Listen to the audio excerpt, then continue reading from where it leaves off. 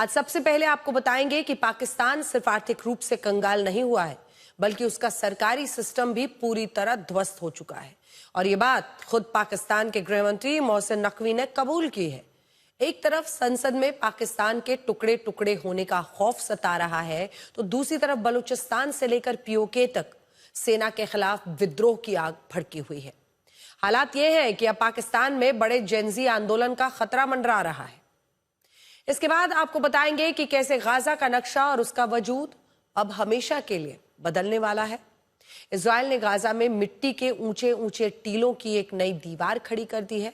Gaza के करीब 50% हिस्से पर कब्जा जमाने के बाद इजराइल ने इस बफर जोन के जरिए आबादी वाले इलाकों को पूरी तरह से अलग थलग कर दिया है। जहां इजराइल इसे अपने सैन्य ठिकानों की सुरक्षा दीवार बता रहा है, वहीं गाजा समर्थकों के मुताबिक यह घेराबंदी और नाकेबंदी का एक खतरनाक रूप है, ठीक वैसा ही जैसा साल 2002 में वेस्ट बैंक में किया गया था।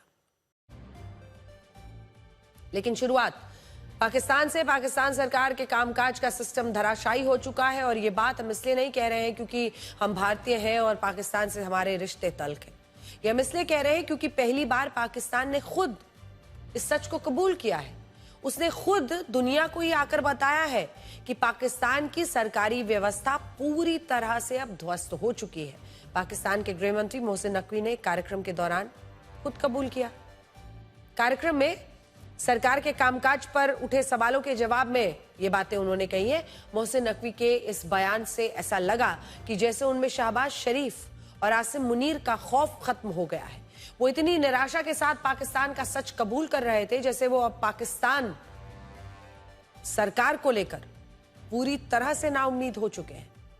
भारत तो बहुत पहले से ये बात कहता रहा है कि पाकिस्तान एक फेल्ड स्टेट है। जिस देश पर आतंकियों, कट्टरपंथी मौलानाओं का राज हो, वो कभी आगे बढ़ ही नहीं सकता।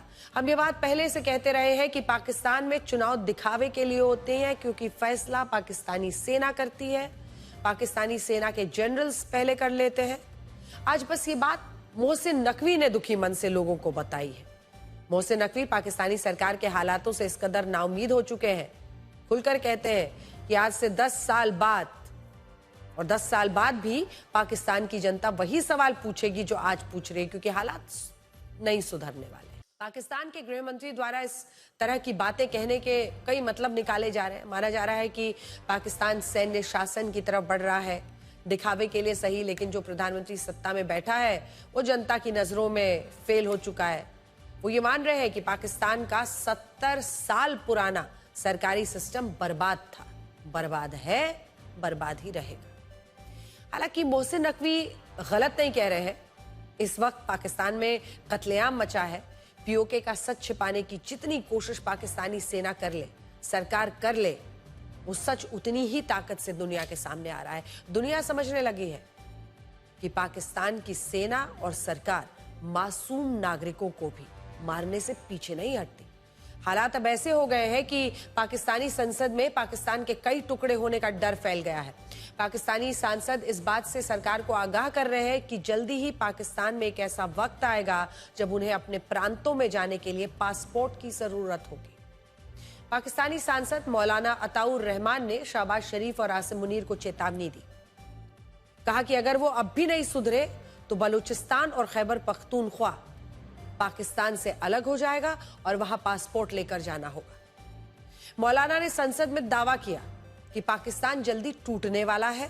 बलूचिस्तान और खैबर पख्तूनख्वा में बलोच और टीटीपी के हमले लगातार बढ़े हैं और इसे संभालना पाकिस्तान के लिए मुश्किल हो गया है। सुनिए। मौलाना अताउर रहमान पाकिस्तान के चर्चित नेता मौलाना फजलुर रहमान के भाई हैं। फजलुर रहमान पहले ही पाकिस्तानी सेना को धमकाने, चुनौती देने के लिए जाने जाते रहे। अभी हाल ही में उन्होंने आसिम मुनीर को सेना की वर्दी छोड़कर नेतागिरी में उतरने के लिए कहा था, और अब उनका भाई पाकिस्तान के टुकड़े टुकड़े होने की संभावना जता रहा है। वैसे पाकिस्तान के मौजूदा हालात को देखकर मौलाना अताउर रहमान का आकलन गलत तो नहीं कहा जा सकता। अब कुछ लोग तो कह रहे हैं सही बात। अभी जो स्थिति है उसमें पाकिस्तान के अलग अलग क्षेत्रों में सरकार और सेना के खिलाफ विद्रोह छिड़ा हुआ है। इन विद्रोहों को देखें तो अगले कुछ वर्षों में पाकिस्तान के 6 टुकड़े हो सकते हैं।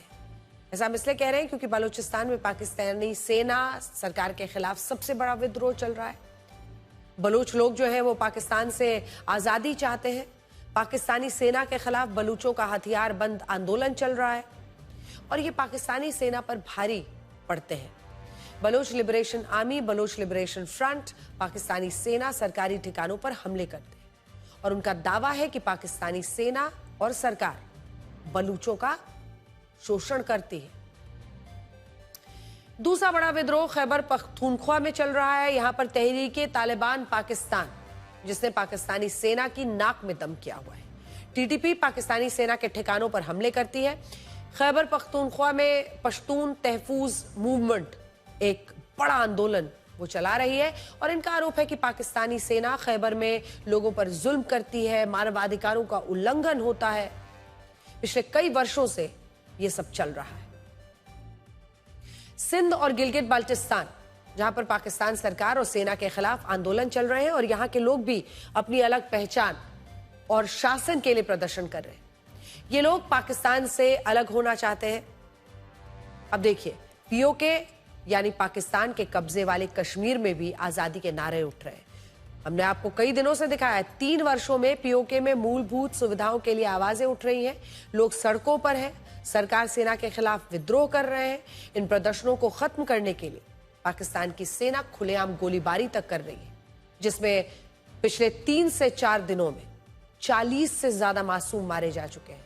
अब पीओके के लोग पाकिस्तान से आजाद होना चाहते हैं, यानी इस वक्त पाकिस्तान कई टुकड़ों में बंटने की स्थिति में आ चुका है। और अगर हम मोहसिन नकवी के एक और डर की बात करें तो पाकिस्तान के टुकड़े होने का माहौल बनने लगा है। मोहसिन नकवी ने संकेत दिया है कि पाकिस्तान में भी जेनजी आंदोलन होने वाला है। उन्होंने पाकिस्तान सरकार को चेतावनी दी कि पाकिस्तान के कॉकरोच आंदोलन करने सड़कों पर उतर सकते हैं और जिस तरह से भारत में सीजेपी का धरना प्रदर्शन हुआ, कुछ इसी तरह की स्थिति पाकिस्तान में बनेगी। मोहसिन नकवी को डर है कि पाकिस्तान सरकार युवाओं की इच्छाओं को पूरा करने में नाकाम है। वो शिक्षा, न्याय, मेरिट, नौकरी के मौके चाहते हैं और पाकिस्तान सरकार उन्हें दे नहीं पा रही है। अगर पाकिस्तान के जेनजी का गुस्सा फूटा तो लोग पाकिस्तान में सरकार गिरा सकते हैं। सुनिए, कॉकरोच आंदोलन का खतरा, बलूचिस्तान में हथियारबंद आंदोलनकारियों के हमले, अब पीओके में आजादी की आवाजें शहबाज और मुनीर को सोने नहीं दे रही। जॉइंट आवामी एक्शन कमेटी का दावा है कि भले ही पाकिस्तानी सेना प्रदर्शनकारियों का कत्लेआम कर रही हो, लेकिन आंदोलन अभी जारी है। जिस रावलकोट में पाकिस्तानी सेना ने प्रदर्शनकारी पर अंधाधुंध गोलियां चलाई थी, वहां पर प्रदर्शनकारियों ने कैंडल मार्च निकाला, शहबाज और मुनीर के खिलाफ नारेबाजी।